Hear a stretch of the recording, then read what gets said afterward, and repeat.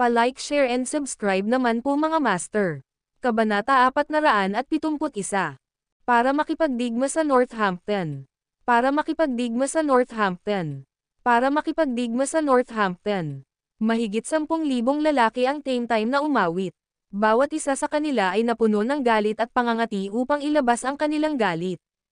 Nilagyan ng mga espada, ang bawat isa ay may puting bulaklak din na nakaipit sa kanilang mga dibdib at isang puting banda na nakatali sa kanilang mga ulo. At lahat sila ay handa ng magmarcha. Alam ng pamilyang Suarez, ng pamilya Lopez, at lahat ng iba pang sikat na pamilya na lalabas na si Scott sa pagkakataong ito. Gayunpaman, wala itong makakamit maliban sa pagkamatay ni Scott. Bago ito nangyari, maaaring pinatag ni Scott ang Northampton at naghiganti sa Morris Group. Hatiin sa 10 grupo at tumuloy sa Northampton. Mga lalaki, dalhin ninyo ang mga kabaong ng aking mga kapatid at mga anak ko. At huwag kalimutan ang ipinadala niya sa atin. Tara na, sabi ni Scott.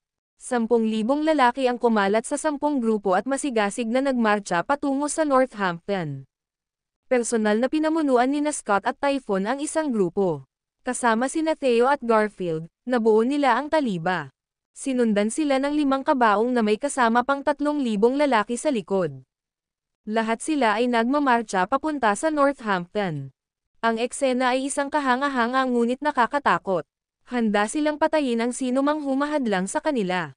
Magiging matalino para sa sinumang bumangga sa kanila na magtago. Maging ang South City ay hindi nang ahas na hamarang sa kanilang daan kahit alam nila ang kanilang mga plano. Dahil lang sa grupo ito ng mga panatiko, at walang makakapidyo sa kanila. Kung sino man ang sumubok ay kailangang magbayad ng mabigat na presyo. Higit pa rito, hindi sila nakatanggap ng anumang komunikasyon mula sa Northampton. Kaya naman, hindi matalinong gumawa ng anumang aksyon sa kanilang sarili. Ang iba pang 9 na grupo ay sumakay sa mga sasakyan, na bumuo ng isang malaking convoy papunta sa Northampton. Simple lang ang kanilang misyon. Bago dumating si Scott, kailangan nilang kunin ang Northampton. Sa isip, isasama nito ang pagkatalo sa Morris Group at pagharap kay Scott ang pinuno ng kanilang pinuno. Alam ng lahat sa Quebec ang napakalaking aksyon ni Scott. Nagsimulang magtago ang lahat ng makapangyarihang pamilya sa South City, natatakot na makaladkad sa labanan. Mayroong 13,000 lalaki, at ang sitwasyon ay lubhang magulo. Ang ibang mga lungsod sa Quebec ay nanginginig sa takot, sabik na ang digmaan ay lumaganap sa kanilang mga teritoryo. Walang nakakaalam kung paano ito lalabas. Nanalangin ang lahat para sa kaligtasan ng Northampton dahil malapit na itong maging impyerno sa lupa. Ang grupong ito ng mga baliw ay magpapakawala ng pinakamahalagang pagdanak ng dugo. Ang sinumang may kaugnayan sa Morris Group ay hindi makakatakas sa kanilang mga hawak. Sa ngayon, narinig na ng Northampton ang balita. Si Nueve, Trey, at ang iba pa ay natakot. Kung ikukumpara sa kung ano ang mayroon si Scott, wala silang pagtatanggol. Si Scott ay walang awa. Lalabas ba talaga siya? Nang marinig ni Jesse ang balita, mabilis niyang tiningnan si Percy kung kailangan nilang gumawa ng anumang mga hakbang. Gayunpaman, simple lang ang sagot ni Percy. Hanggat ang taong iyon ay nasa paligid, dapat nilang gawin ang anumang kinakailangan. Noon lang napanatag ang isip ni Jesse. O kung hindi, hindi nila magagawa ang pagpupulong. Kung lumaki ang bagay, walang paraan na maitago niya. Habang pinangunahan ni Scott ang kanyang mga tropa sa makipot na kalsada, ang 3,000 lalaki na nakasuot ng damit ng libing ay natakot sa lahat ng nadaanan nila. Walang nagsasalita sa buong paglalakbay doon. Kahit na tumawid sila sa mga burol, napanatili ng tropa ang porma sayon nito. Pagkatapos ng lahat, sila ay mga elite na sundalo ni Scott. Sir, 1 oras na lang ang layo namin sa Northampton, ulat ni Theo. Sige, pindutin mo, malamig na utos ni Scott. Makalipas ang ilang oras na pagmarcha, may napansin agad si Typhoon. Napahinto siya sa paglalakad, nag-scout siya sa unahan. May nakaparadang SUV hindi kalayuan sa kinaroroonan nila. May lalaking nakaupo sa loob, lalagyan ng nobela. Scott, matagal na kitang hinihintay. Nakangiting pahayag ng lalaki. Si Levi yon. Ang video na ito ay edited by Urban TV. Kabanata 472. Sa tabi niya ay nakatayo ang 3 lalaki sina Kirin, Azure Dragon, at White Tiger. Napatingin si White Tiger sa 3,000 lalaki sa harapan niya bilang pag-asa. Nang makita sila, kumaway si Scott para tumigil ang kanyang tropa. Hinihintay mo ba ako? Tanong ni Scott. Tama, sagot ni Levi, humitit ng sigarilyo. Ikaw ba ang pinuno ng Morris Group? Siyempre. Laking gulat ni Scott nang makita kung gaano kabata si Levi. Ito ay hindi inaasahan. Akala ko mas matanda ka pa, hinaing ni Scott.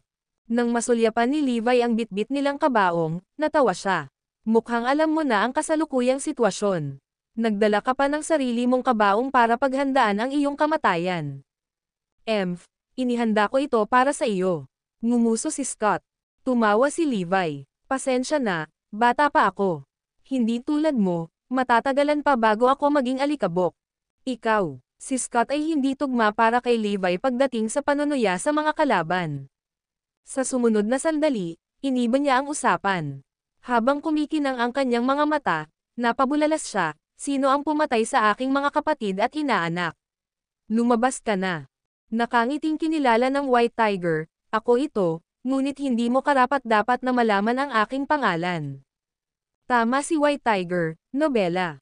Sa kabila ng kung gaano kataas ang posisyon ni Scott, ang White Tiger ay nagmamalasakit lamang sa aktwal na lakas ng pakikipaglaban. Kaya, walang karapatan si Scott na malaman kung sino siya. Mabuti, plano ba ninyo apat na tumayo laban sa 3,000 sa amin? Ngumisi si Scott.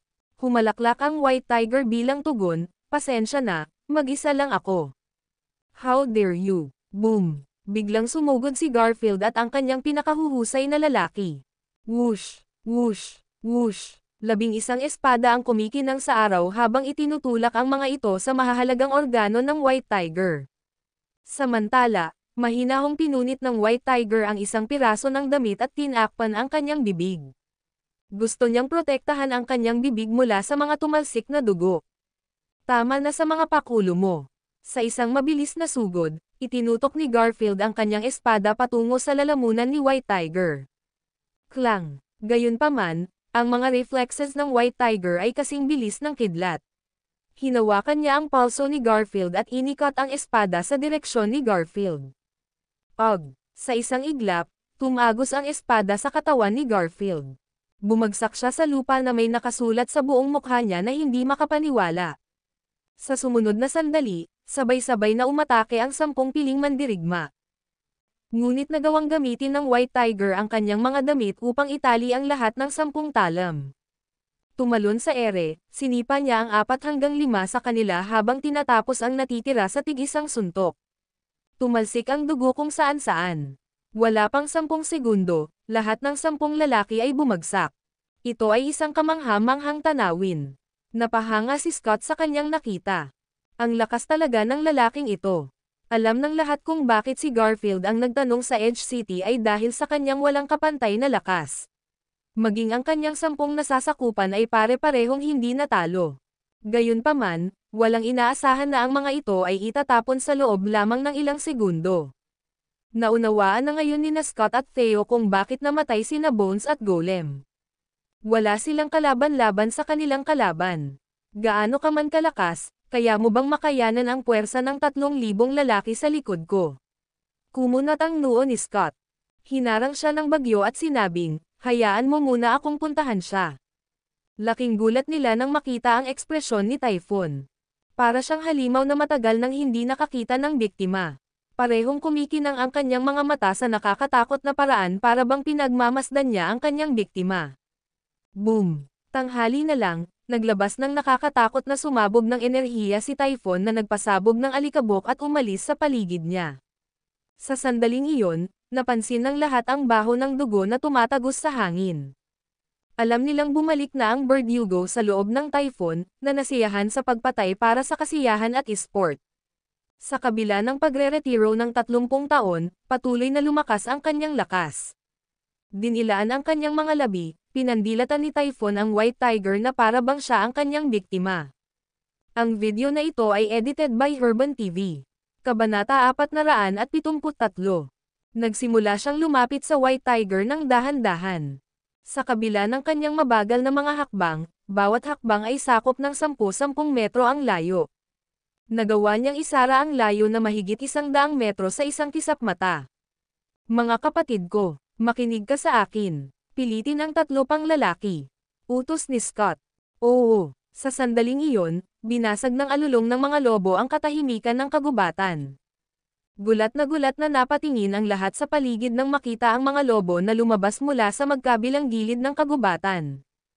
Ang kanilang mga katawan ay mas malaki kaysa sa mga ordinaryong lobo. May 9 sa kaliwa at 9 pa sa kanina. Ang higit na nakakatakot sa tanawin ay ang bawat lobo ay may lalaking nakasakay sa itaas. Nakasuot sila ng itim na may takip sa mukha. Ang tanging makikita ay ang uhaw sa dugo nilang mga mata. Ang 18 lalaking ito ay may mga pana at baril na nakasabit sa kanilang likuran. Sa kanilang mga kamay, ay mga granada, talam ng militar, punyal, at iba pang uri ng mga advanced na armas. Binuo nila ang cavalry regiment ng God of War at ang pagbangon ng mga kaaway sa larangan ng digmaan. Ang bawat isa sa kanila ay kayang talunin ang 1,000 lalaki. Sa paningin ng lahat ng 18 lalaki, ang moral ng 3,000 lalaki ay nasira. Nagsimulang maghari ang kalituhan sa kanila habang nakatingin sila sa gilid nila. Kailan pa sumakay ang mga lalaki sa mga lobo? Hindi pa namin narinig ang tungkol dito. Ano ba ang pinapanik mo? Atake, sigaw ni Scott. Tandaan, patayin ang lahat ng humahadlang sa iyong daan. Ang panghihikayat ni Scott ay nagawang mag-alab ng diwa ng pakikipaglaban ng kanyang mga tauhan. Sa 3,000 lalaki, hindi na sila dapat matakot. Pipigilan kaya sila ng 18 lalaking ito? Oo, sa sandaling iyon, ang lahat ng mga lobo ay nagpakawalan ng mahabang alulong bago sinimulan ang kanilang pag-atake. Boom! Boom! Boom! Habang ang lahat ng 18 lobo ay umaagos pababa sa mga burol, ang lupa ay dumagundong na may dumadagandong na dagandong. Sa pagbagsak sa 3,000 tropa, madaling tinaga ng mga lobo ang marami sa kanila, na inihagis ang mga tropa sa gulo. Arg! Ang mga sigaw ng paghihirap ay narinig sa buong lugar. Samantala, ang iba pang 9 na grupo ng mga tauhan ni Scott ay mabilis na papalapit sa Northampton. Tili, biglang pinara ng lead car ang preno nito kaya napahinto ang buong convoy. May isang grupo ng mga lalaki na nakatayo sa harapan, lahat sila nakasuot ng pare-parehong uniforme. Nakasuot sila ng military green tank tops, parehong kulay na pantalon, at black battle boots.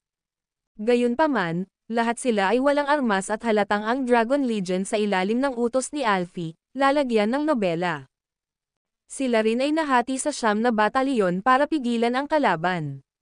Simple lang ang mga utos ni Alfie sa kanila, ito ay upang tapusin ang misyon gamit ang kanilang mga kamay. Nagdulot ito ng tame time na pagsaya sa malahayop na grupo dahil ilang buwan na silang hindi nakikipaglaban. Sa kabila ng pagkakita sa mga tropa ni Alfie, hindi napigilan ng mga tauhan ni Scott.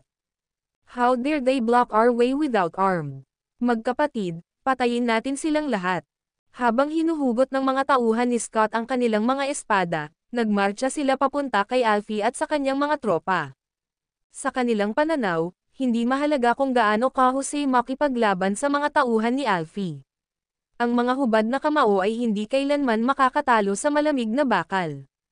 Ngayon, malapit na sila ng eye-chop sa tinadtad na karne. Ito ay magiging pareho para sa lahat ng iba pang 8 grupo. Habang umaatake ang lahat ng tauhan ni Alfie, mabilis na nagsagupaan ang magkabilang panig. Hindi nagtagal, napuno ang hangin ng mga iyak ng dalamhati. Samantala, ang bagyo ay umabot sa loob ng 5 metro ng White Tiger. Boom! Biglang bumili ng typhoon at umaban, na nagdulot ng hangin sa likuran niya. Napabalikwas ang mga dahon sa lupa habang ang 2 malalim na bakas ng paa ay makikita sa kinatatayuan niya. Swoosh! Mula sa kawalan, isang itim at gintong dagger ang lumitaw sa kanyang mga kamay.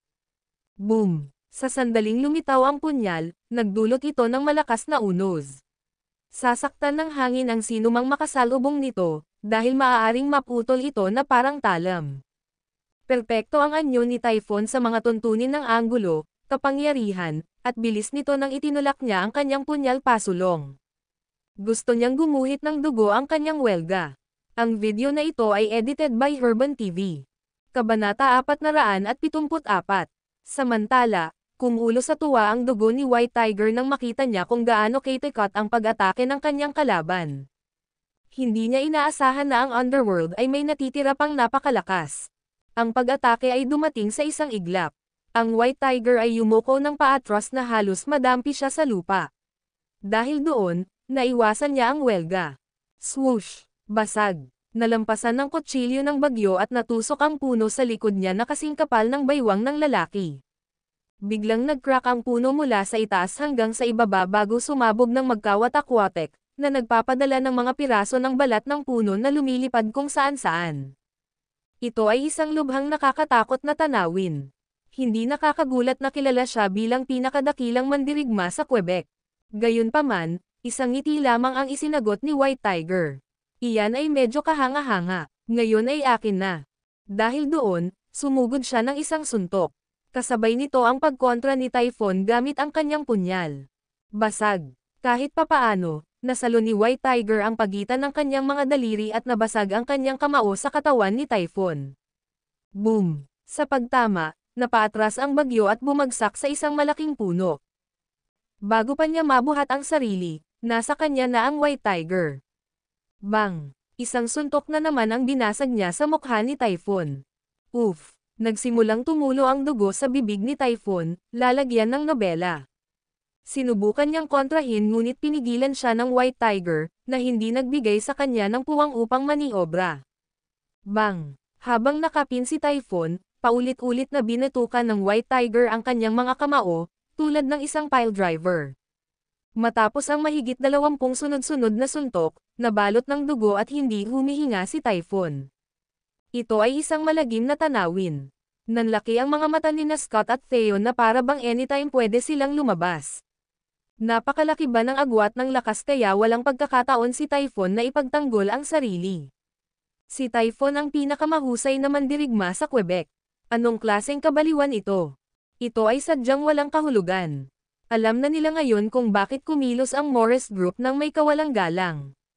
Sa napakaraming mabibigat na karakter sa kanila, tiyak na nararapat silang kumilos ng ganoon.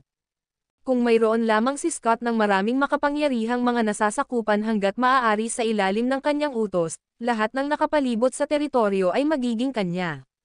Hindi lang siya ang maghahari sa Quebec. Nang lumingon sila upang tingnan ang labanan sa likod nila, napanganga sina Scott at Theo.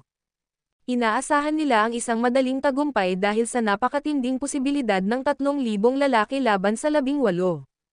Gayunpaman, hindi sila handa sa kanilang nakita. Nagkalat ang lupa kasama ng kanilang mga tauhan. Ang 3,000 lalaki ay pinatay sa kaguluhan ng 18 lobo na sakay, na hindi napigilan. Ang lahat ng kanilang mga tauhan ay tumatakas, dahil walang sino mang may lakas ng loob na lumaban. Ang pag-atake ng cavalry regiment ay labis na nagwawasak na parang pinarurusahan ng mga Diyos ang tao. Walang ordinaryong tao ang nakatiis sa paghatol ng Diyos. Ang cavalry regiment ay katumbas ng mga sandatang nuclear sa larangan ng digmaan. Laban sa isang mahinang kaaway, tila sila ay nasa labis na paggamit ng kapangyarihan. 3,000 lalaki ay napakakaunti lamang para magbigay ng hamon. 30,000 lalaki sana ang mas magandang pagkakataon. Bumalik sa iba pang siyam na grupo. Nang makipagsagupaan ang mga subordinate ni Scott sa mga tauhan ni Alfie, napagtanto nila na mali ang kanilang paghusga sa kaaway. Ang mga taong ito ay baliw. Masyado silang malakas para sa amin. Sa kanilang 20 taong nakikipaglaban, hindi pa sila nakatagpo ng ganitong kakilakilabot na kalaban. Sa isang iglap, nasira ang mga pormasayon ng iba pang siyam na grupo. Lahat ng nasasakupan ni Scott ay bumagsak sa lupa habang nakakawi sa sakit. 2 minuto lang ang kailangan para matapos sila. 13,000 lalaki ang naruta sa napakaikling tagal. Walang nag-asam ng ganoong kahihinatnan. Sa kanilang mga mata, hindi matatalo si Scott. Gayunpaman, sa harap ng tunay na lakas, hindi sila maaaring tumagal ng higit sa 3 minuto. Sa sandaling iyon, napatulala si Scott nang malaman niyang patay na si Typhon at lahat ng 3,000 ng kanyang mga piling tropa ay natalo. Ano pa ang naiwan niya? Wala naman. Sir, ang ibang siyam na grupo ay nagulat na sila ay natalo. Tapos na kami. Nawala ang lahat. Maging si Theo ay halos maluha-luha na rin. Ang video na ito ay edited by Urban TV. Kabanata 475. Napapikit si Scott sa kawalan ng pag-asa. Nawala na ang lahat. Hindi nila inaasahan ang ganoong kabilas na pagtatapos. Talagang para sa kanya ang kabaong na dala nila. Ang iyong pagkakamali ay ang pag-atake sa Northampton, kung hindi, mabubuhay ka pa rin. Natigilan si Scott nang marinig ang boses ni Levi. Pagmulat ng kanyang mga mata, tinanong niya si Levi, "Bago ako mamatay, maaari mo bang sabihin sa akin ang iyong pagkakakilanlan?"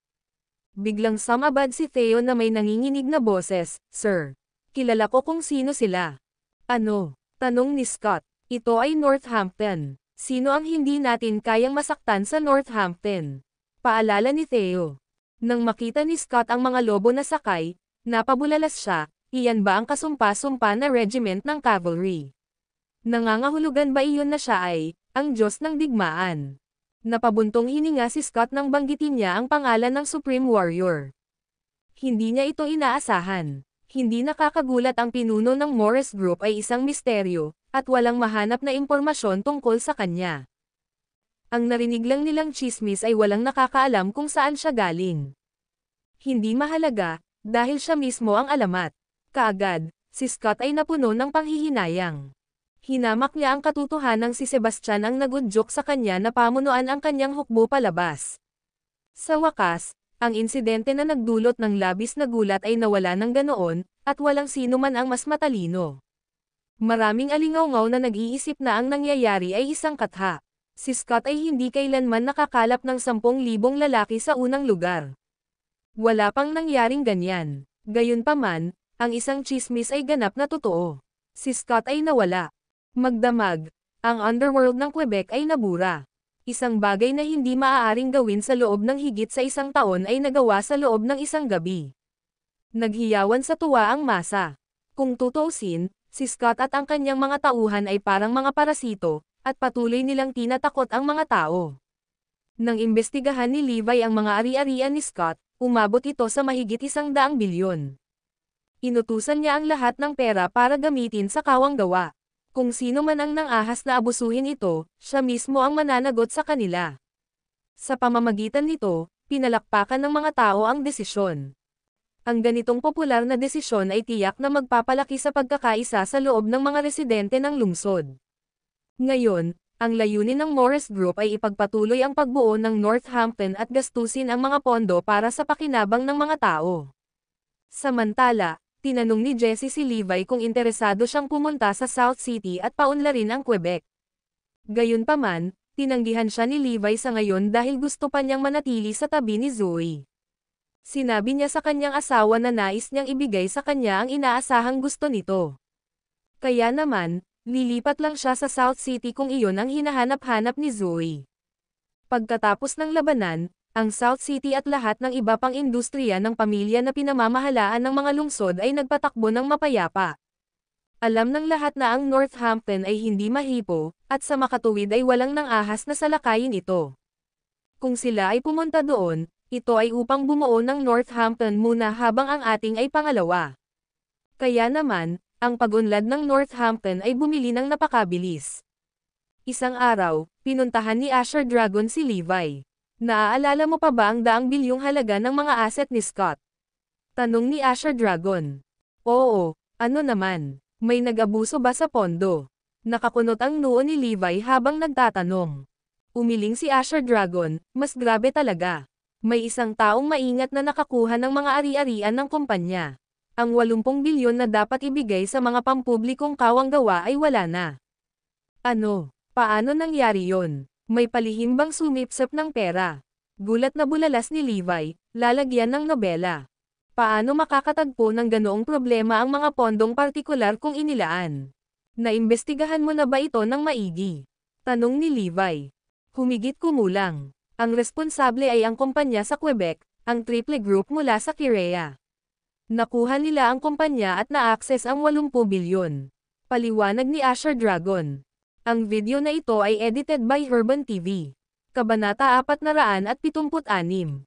How dare they do something like that right under my nose? Naghahanap ba sila ng gulo? Napasimangot si Levi. Natanto ni Levi na ang mga dayuhang ito ay pinagkalooban ng maraming espesyal na kasama sa Erudia.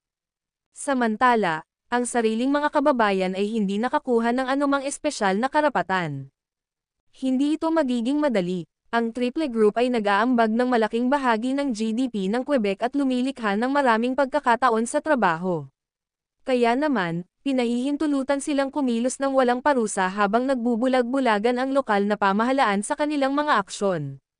Sa katunayan, ang gobyerno ay nagpapakilala ng maraming patakaran na pabor sa kanilang negosyo. Paliwanag ni Asher Dragon. Ano ang masasabi ng South City tungkol dito? Tanong ni Levi. Ang South City ay hindi masigasig na ituloy ang usapin at sumang-ayon sa kanilang mga aksyon. Sinabi nila na ang Triple Group ay nangako na dagdagan ang kanilang mga kontribusyon para sa kapakanan ng publiko at kawang-gawa. Napabuntong hininga si Asher Dragon. Bang! Biglang hinampas ng malakas ni Levi ang mesa. Ito ay hindi katanggap-tanggap. Paano mamanipula ng isang dayuhang kumpanya ang dakilang Erudia?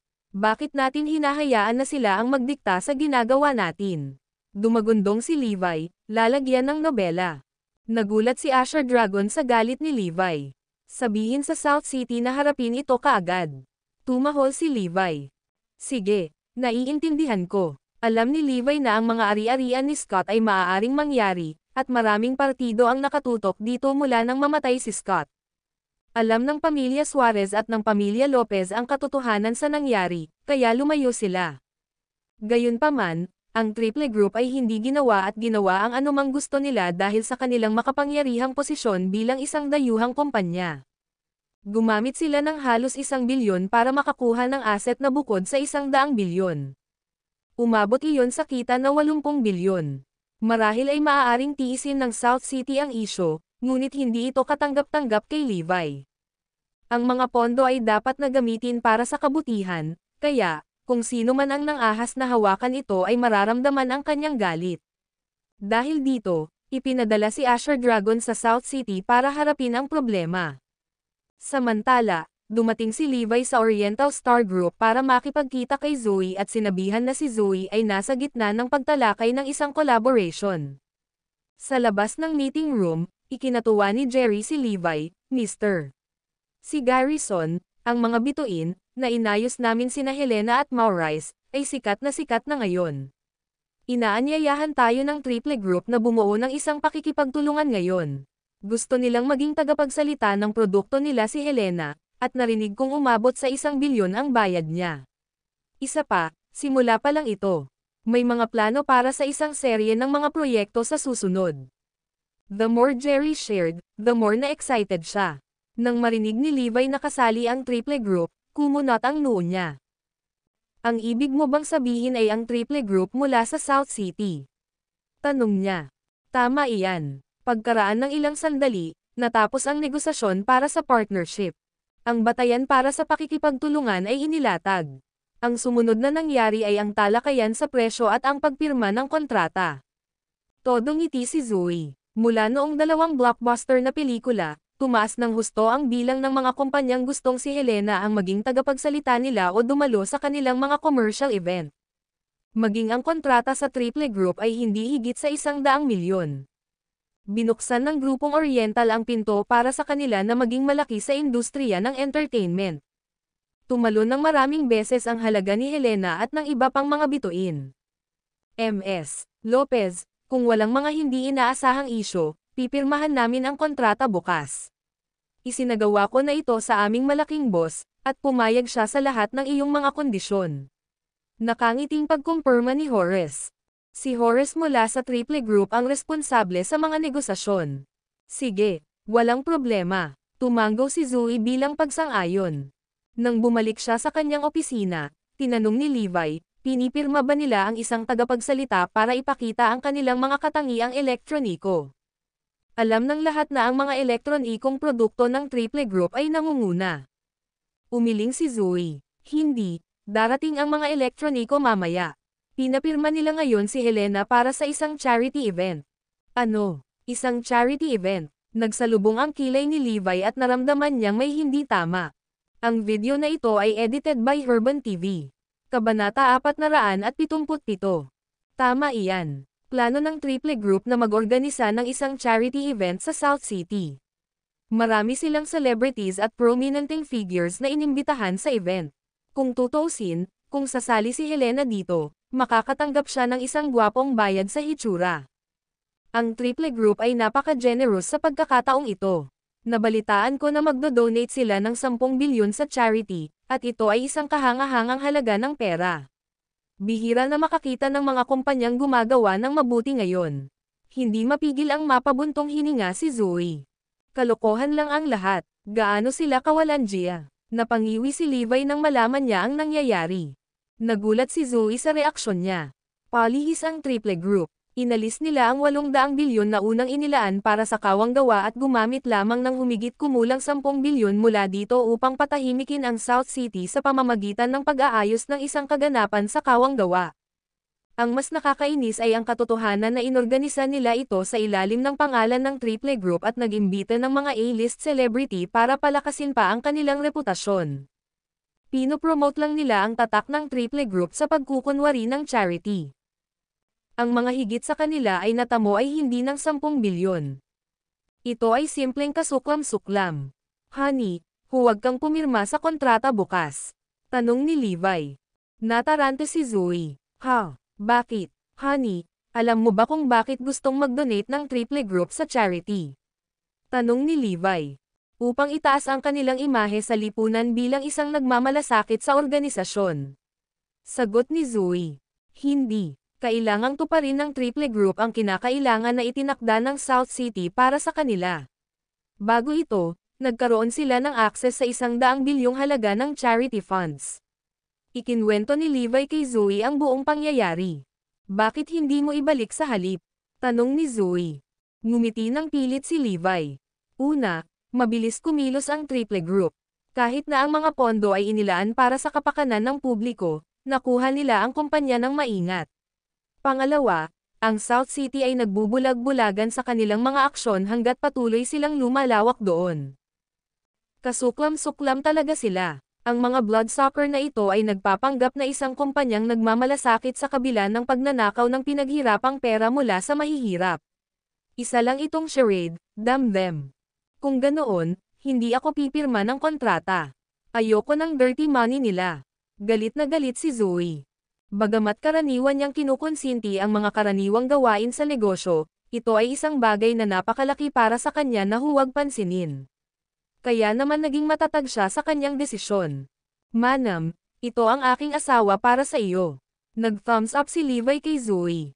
Paglabas niya ng kumpanya, nabangga ni Levi si Helena at iba pa. Magalang sila kay Levi dahil kinikilala nila siya bilang benefactor nila. Kung wala siya, kikita pa rin sila ng 2 hanggang 3,000 sa isang buwan at nakatira sa isang madilim na basement. Tiyak na sila ay magkakaroon ng pagkakataong mamuhay ng isang buhay na hindi ganoon sa kanila na pumirma ng kontrata na hinihirang 10 milyon. Gayunpaman, tila nagbago ang ugali ni Maurice. Pinaalalahanan niya si Levi, Mr. Garrison, ngayong sikat na tayong apat, sana wag mong i-share sa iba yung pagiging sales natin dati. Sa amin, iyon ay isang kaiyahiyang bahagi ng aming buhay, lalagyan ng nobela. Samantala, sinubukan siyang itulak ni Helena, ngunit matigas si Maurice. Dagdag pa niya, talagang bibigyan ka namin ng incentive fee. Bakit hindi mo sabihin sa amin kung magkano ang gusto mo, at kukuha ako ng magbabayad sa iyo? Pagkatapos nun, magpapanggap kaming hindi kami magkakilala. Kung ilalabas mo ang sikreto natin, siguradong babayaran kita. Karaniwang kaalaman sa kumpanya na si Maurice ay punong-puno ng kanyang sarili mula nang siya ay naging matagumpay. Wala na siyang respeto sa iba. Bayaran sa insentibo. Sige, bigyan mo ako ng 10 bilyon. Sagot ni Levi. Ang video na ito ay edited by Herban TV. Kabanata 478. Natigilan ang lahat ng marinig ang hinihingi ni Levi. Hindi makapaniwalang tumingin si Maurice kay Levi. Ang takaw mo talaga. Binabalaan kita na huwag lumampas sa dagat. Hindi siya pinansin ni Levi at umalis.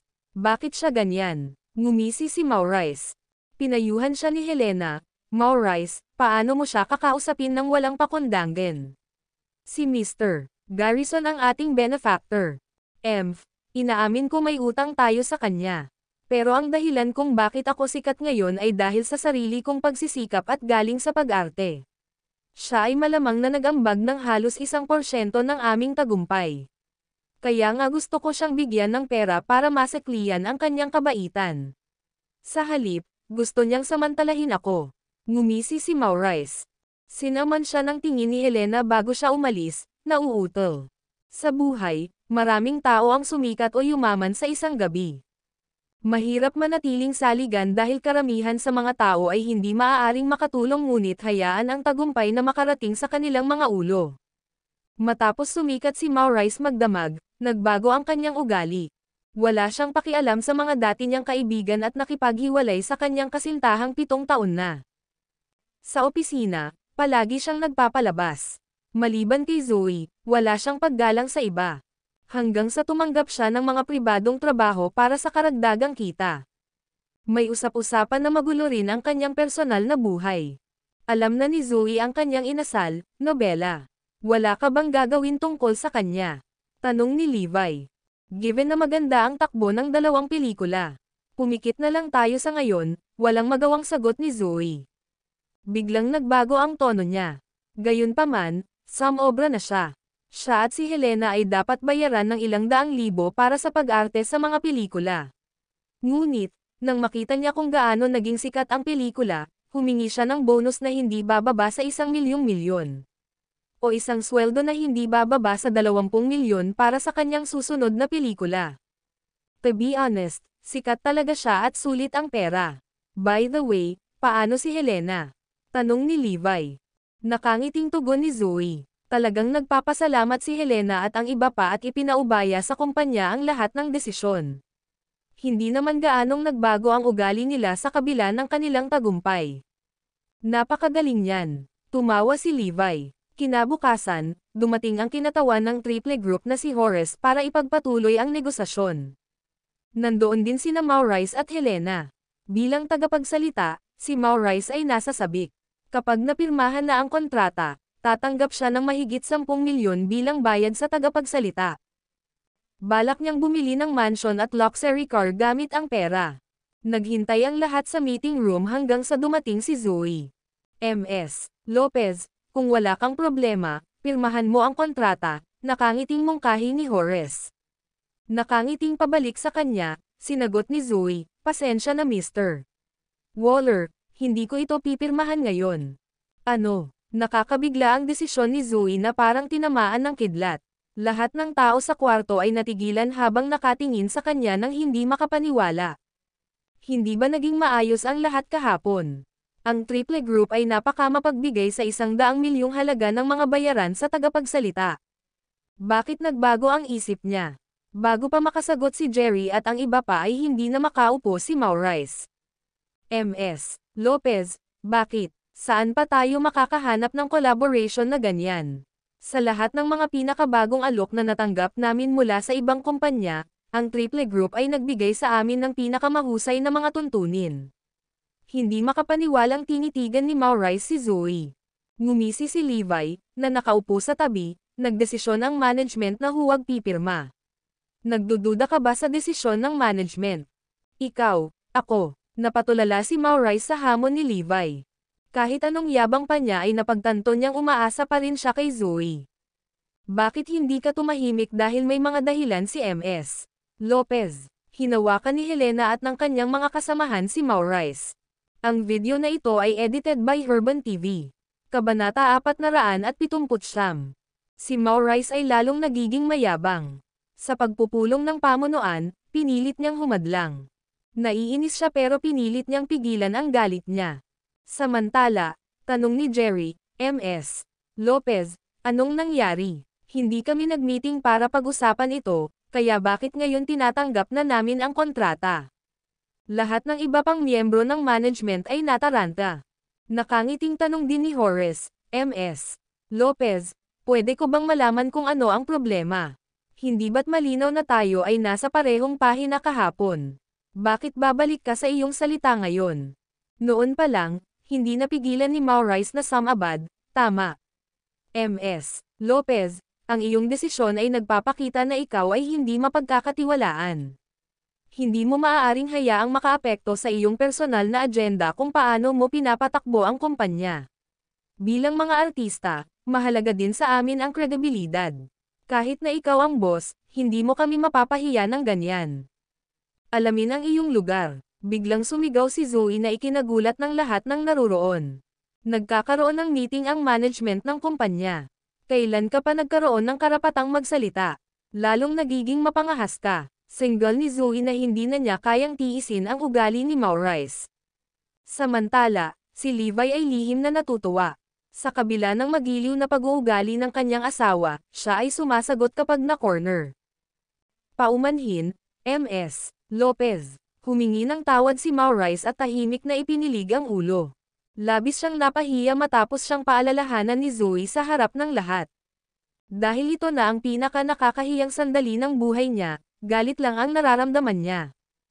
Ikinuyom ng mahigpit ang magkabilang kamao, saad niya sa sarili, Zoe at Levi, maghintay ka lang. Maghihiganti ako. Paliwanag ni Zoe kay Horace, Mr. Waller, nag-research ako kagabi at napagtanto kung hindi ko tapat ang iyong kumpanya. Ang charity gala na ino-organize mo ay kalokohan. Nang marinig iyon, nagdilim ang ekspresyon ni Horace. Alam ba ni Zoe ang totoo? Sa makatuwid, hindi ako sasali sa isang kaganapan na labag sa aking konsensya. Hindi ko rin papayagan ang aking mga empleyado na gawin din ito. Kaya naman, hindi ako pipirma sa kontrata dahil nag-aalala ako sa ganitong kasuklam-suklam na bagay ay makakaapekto sa reputasyon ng Oriental. Napangisi si Zoe. Napabuntong hininga si Horace. Very well, it's just a bunch of celebrities. Biro lang na akala mo hindi ko sila mahahanap sa ibang lugar. Sa susunod, huwag kang umasa na makakatrabaho ka ulit sa Triple Group. Galit, naghanda si Horace na umalis. Gusto kong bigyan ang iyong kumpanya ng ilang payo. Kung patuloy mong sinasamantala ang ibang tao, darating ang karma para sa iyo. Lalo na kapag nagsasangkot ito ng 100 bilyon. Alam mo ba kung gaano karaming tao ang pag-aari ng pinaghirapang pera? Babala ni Zoe. Ikaw. Sa sobrang galit, sinara ni Horace ang pinto habang paalis. Samantala, nagkaroon ng katahimikan sa meeting room. Napatingin ang lahat kay Zoe na may pagtataka. Sige, lahat ng management, please stay back. The rest, dismiss ka na, bili ni Zoe, lalagyan ng nobela.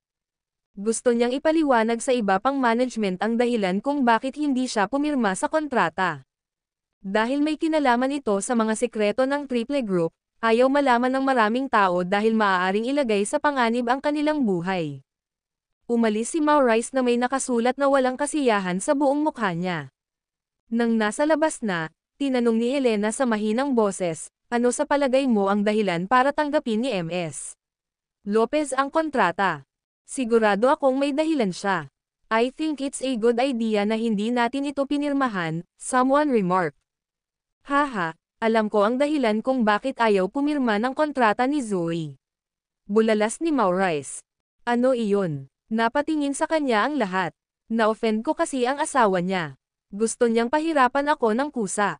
Hindi mo ba nakita kung paano niya ako pinakilala sa meeting? Ang hula ko ay ayaw niya akong pumirma sa anumang kontrata ng tagapagsalita o kumuha ng anumang mga ad.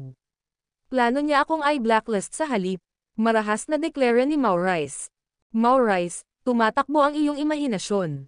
Hindi naman ganoon si Ms. Lopez, depensa ni Helena. Sigurado ako tungkol dito. Siguradong kampi siya sa akin. Ang video na ito ay edited by Urban TV. Kabanata 480. Sa meeting room, sumang-ayon ang management board sa desisyon ni Zoe matapos niyang ipaliwanag ang sarili. Ang mga bloodsucker na ito ay kasuklam-suklam sa paggamit ng pera ng publiko para gumawa ng charity work. Tama iyan. Kung ang Oriental Star Group ay kasangkot sa kanila, ito ay magiging mapangwasak para sa aming reputasyon kapag ang katotohanan ay natuklasan. Nagalit si Jerry at ang iba pang miyembro ng management. Nag-aalala ako na ang Triple Group ay maghiganti sa amin. In terms of both financial capability and influence, hindi ba tayo mahina kumpara sa kanila? May nagtanong. Siguradong. Ang husay sa pananalapi ng Triple Group ang pinakamalakas sa lahat, at walang makakapidyo sa kanila. Natatawang sagot ni Zoe. Hayaan mo silang maghiganti. Huwag kalimutan na mayroon pa rin tayong Morris Group na sumusuporta sa atin. Samantala, hindi umalis si Horace sa Northampton. Sa halip, naghanap siya ng ibang kumpanya ng entertainment, dahil ang Northampton ang may pinakamalaking industriya ng entertainment sa loob ng rehiyon. Maraming magagandang drama school doon na natural na nakikita sa mas magagandang kumpanya ng entertainment. Sa gabi, nasa loob ng 5-star hotel si Horace. Nakatayo sa harap niya sina Maurice, Helena, at iba pang bagong bituin mula sa kwadro ng Oriental Star Group. Ayaw magpahuli sa kanila ni Horace dahil blockbuster ang bago nilang pelikulang palabas. Kaya naman, sila ay masyadong sikat para hindi papansinin. Naninigarilyo ng tabako, ngumiti si Horace. Sigurado akong alam ninyong lahat kung bakit ko kayo hiniling na sumama. Hindi mapalagay si Helena at ang iba pa. Gayunpaman, direkta si Maurice. Plano mo bang pirmahan kami bilang tagapagsalita? Tama, matalino ka. Tumawa si Horace. Sumingit si Helena, ngunit hindi natin ito magagawa, Mr. Waller. Kailangan mo munang dumaan sa aming kumpanya. Isa pa, tinanggihan ka ni MS Lopez kaninang araw. Pagkuha ng isang buga mula sa kanyang tabako, si Horace ay nagniningning. Nakita ko na ang kontratang pinirmahan mo sa Oriental. Ang mga paghihigpit na inilagay nila sa iyo ay medyo maluwag. Alam iyon ng lahat pati na si Helena. Pinahahalagahan ni Zoe ang kalayaan, kaya hindi niya ipinakilala sa kanila ang mga draconian terms na nalilimita sa kanilang pagpipilian. Ang kanilang mga kontrata ay ginagawa sa kanila na kumuha ng freelance na trabaho. Ang ibang kumpanya ng entertainment ay magpapataw ng mga mahigpit na kontrata sa kanilang mga artista at itali sila sa kumpanya, lalagyan ng nobela. Ang mga tuntunin ay magiging napaka-draconian na ang kumpanya ay matukoy kung anong pagkain ang kanilang kinakain. Patuloy ni Horace, sa makatuwid, hindi mo kailangang mag-alala tungkol sa pagtanggap ng freelance na trabaho. Walang legal na batayan ang kumpanya para kumilos laban sa iyo. Kasabay ng pagwagayway ng kanyang kamay, ang katulong ni Horace ay naglabas ng isang set ng mga kontrata. Makakakuha ka ng 15 million each. Pagkatapos nito, pipirmahan ka ng aming kumpanya bilang mga tagapagsalita para sa aming mga opinyong elektroniko. Mag-aalok kami sa iyo ng sweldo na hindi bababa sa 80 milyon taon-taon, deklara ni Horace. Sa sandaling iyon, kumikinang ang mga mata ni Maurice nang sumagot siya ng, "Fantastic. Pipirmahan ko na. Hindi mahalaga ang pera basta may pagkakataon akong magtrabaho sa isang kumpanyang kasing laki ng Triple Group." Kahanga-hanga. Alam mo kung ano ang makakabuti para sa iyo, humanga ako. Pahayag ni Horace. Pinirmahan ni Maurice ang kontrata sa harap ni Helena at ng iba pa. Ding! Wala pang isang minuto, 15 milyon ang dumating sa kanyang account. Tuwang-tuwa si Maurice. Matapos ang 2 pelikula para sa Oriental, 500,000 lang ang natanggap niya. Ngayon, nakatanggap siya ng 15 milyon para lamang sa pagsali sa isang charity event. Isang mansyon, mamahaling sasakyan, magagandang babae, nakabili na siya ng kahit anong gusto niya ngayon. Ang iba ay tumingin sa inggit dahil walang sino man ang makakaila sa tukso ng 15 milyon. Helena, ano pang hinihintay mo? Pirmahan mo, 15 milyon na. Hindi mo kailangang malungkot para sa kumpanya dahil ang kontrata ay hindi naghihigpit sa amin sa pagsasagawa ng freelance na trabaho. Hinikayat ni Maurice ang iba. E paano kung malaman nila? Dapat nating gawin ang lahat ng gusto natin. Ang video na ito ay edited by Herban TV. Kabanata 481. Gumalaw ang lalamunan ni Helena habang lumulunok. Siya ay nagmula sa isang mahirap na nayon at natural na gusto rin ang pera. Ang 15 milyon ay hindi may kakaila na marami. Sa sandaling iyon, naipit siya sa pagitan ng tukso ng pera at pagsunod sa kanyang mga prinsipyo. Ginoo Waller, salamat sa mabait na alok, pero kailangan kong tanggapin, pagtanggi ni Helena sa kontrata, lalagyan ng nobela. Hindi ko rin pipirmahan. Sumunod naman ang 2 pang kasama ni Helena. Pipirmahan natin ito. Ang isa pang 3 sumusuporta sa aktor ay hindi napigilan ang tukso at pumayag na tanggapin ang kontrata. Bago umalis si Helena at ang 2 pa, Hayagang nagbanta si Horace, MS. Helena, sa kabila ng pagiging sikat mo ngayon, nililimitahan mo lang ang sarili mong mga opsyon sa pamamagitan ng pagtanggi sa alok ng triple group. Haha. Pagkaalis ni Helena at ng iba pa, tinapik ni Horace si Maurice sa balikat niya at ngumiti.